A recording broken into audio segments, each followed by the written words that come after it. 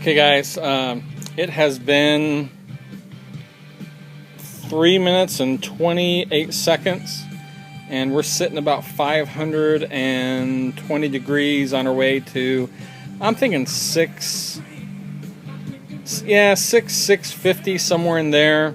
I want to get it to a temp. I'll probably, once I get around 600, I'll probably adjust the top hat to get the temperature kind of dialed in. Let her sit for just a couple of minutes, and then we'll throw the steaks on. So she comes up to temp pretty quick. So anyway, we'll be back in just a minute. Okay guys, we're back, and it's only been 11 minutes, actually 12 minutes right now, since I came out here and opened everything up. I've closed the top vent to about 2.5 revolutions, and if the luckiest woman in the world will come up here and take a look at the dial. I have the dial pin just under 650, so I'm good with that, and we're gonna go ahead and actually, you know what? If you turn it a little bit, I found that it will.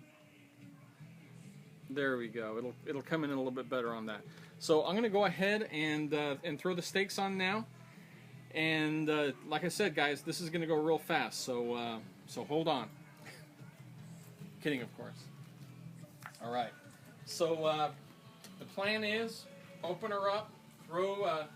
Go ahead and throw these steaks on. 2 of the marinated, and then my salted. So we're going to go ahead and throw those on.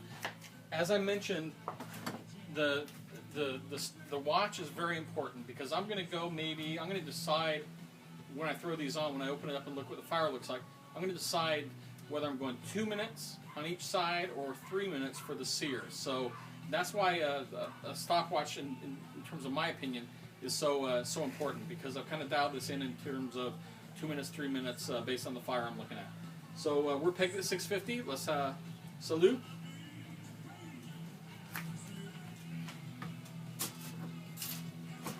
And I got some long tongs. And if you wouldn't mind, when I open this, coming up and showing the nice people what the fire looks like.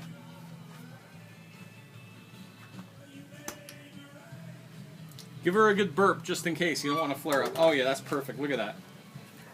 That is perfect. So I'm going to go ahead and throw the thickest steak straight down the center, and that was the steak that I salted for myself, and ouch, that is hot. So I'm going to throw the 2 New Yorks on the outside, and throw the other New York on the other side.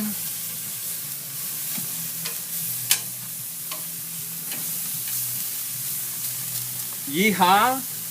Let's go ahead and close that baby up. And I'm going to start my stopwatch. And based on that fire, I think I'm going to go 2 minutes. So we'll be back in 2 minutes to show you. Alright, so it's been 2 minutes and 34 seconds. And you'll see we're about 660. So I'm going to go ahead and open this up and turn those steaks.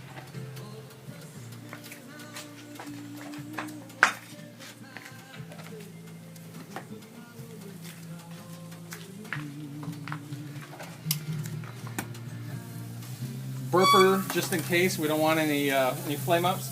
I'm going to go ahead and just give her a shot of Pam on that side. Now, wow, that is hot. Now I'm going to go ahead and just kind of flip these over that way.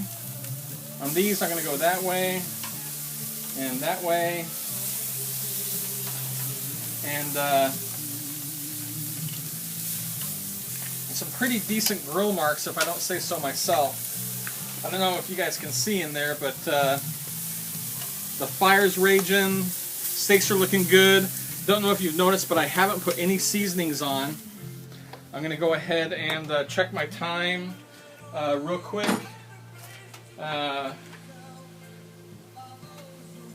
By the time I got those turned, it was about 3 minutes and 25 seconds. She's going to come right back up. That fire's raging in there. She's nice and heat soaked. And I'm going to leave those on for another probably 2.5 minutes. And then I'll show you what we're going to do after that. So strap in, we're almost there.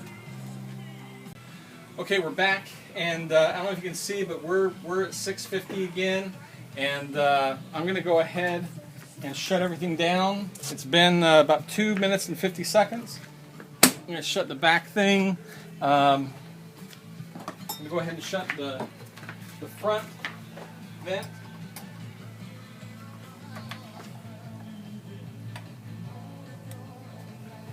Alright, got the front vent closed. Now, this next step is just Larry R. So you guys don't have to do this, but I've got everything shut down tight. You can see the temperature is dropping rapidly. Burp this sucker so I don't get a flame up. Oh, look at these. They look incredible. So now I'm going to go ahead and I'm going to remove these. Take off the marinated ones first. Now I'm going to go ahead and take mine off. And again, this next step is just how I do them. You know, you don't have to do your steaks this way.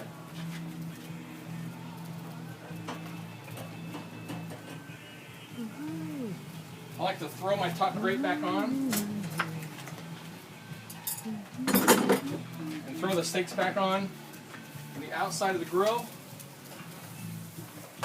The areas.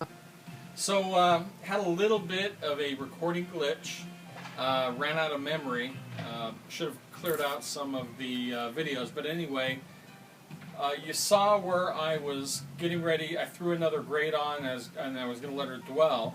After I threw the grate on, I temped them, and for medium rare, where we like the our steaks, 125 to 130 roughly.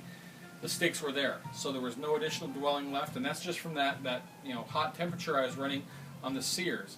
I think total we maybe had the steaks on for 7 minutes in terms of sears, and it got the steaks up to temp. I credit that to taking them out, letting them rest on the counter, and then also the hot temperature down in the bottom. It was reading 650 here, but it was probably 850 down here. So anyway, what I went ahead and did was I plated them and just lightly tended them with some foil. So now we're going to go inside and we'll slice into my steak. Oh, I also seasoned them. I don't know if you noticed, but I didn't put any seasoning on when I was doing the steaks. I went with for those of you who do from the Virtual Weber Bullet, I went with a Larry Wolf Naked Sear, although 2 of the steaks were marinated. And so I seared both sides, and then I seasoned them with a little bit of garlic salt and parsley and fresh ground pepper. That's all we put on them. They've been resting for maybe, I'd say about 10 minutes now. So we're going to go inside. I'll slice one open, and we'll see what the final product. All right, we're back in the kitchen, and I am going to slice into one of these steaks. They've been resting for just over 10 minutes. Let's see how we did. So I'm just going to go center. And I'm a medium rare guy. That's it's pretty good. It's I can go a little bit rarer, but I'm okay with that. And I like the the outside just has the doneness there, and then the inside is nice and rare. Like I said, I could go a little bit rarer, but that's not bad at all. So that's how easy a steak is on the Komodo Kamado, and that's Larry R's method. Interested in your method? Now we're going to go ahead and enjoy a great dinner. We've got a baked potato, fresh corn. I'll take a picture of the plate, and we'll go from there. Thank you. All right, this is one of the marinated New Yorks. I just wanted to show you what it looked like plated. Actually got a pretty good medium rare going on that. My son's going to love it. He's ready to dig in. So that's what the marinated New Yorks look like. Alright guys, so this is what Larry R's plate looks like. I'm relatively pleased with how this turned out, and Hope you guys enjoyed the video. Hope you guys enjoyed me showing you how I cook my steaks on the Komodo Kamado. Very interested in how you do yours.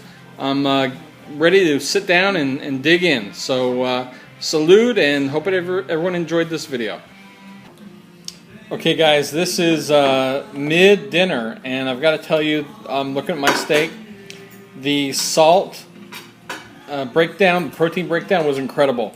This thing is so unbelievably tender, and like I said, it's like I went to Ruth's Chris or Morton's and ordered a prime steak. So you know, those of you who haven't tried the salting method, I highly encourage it.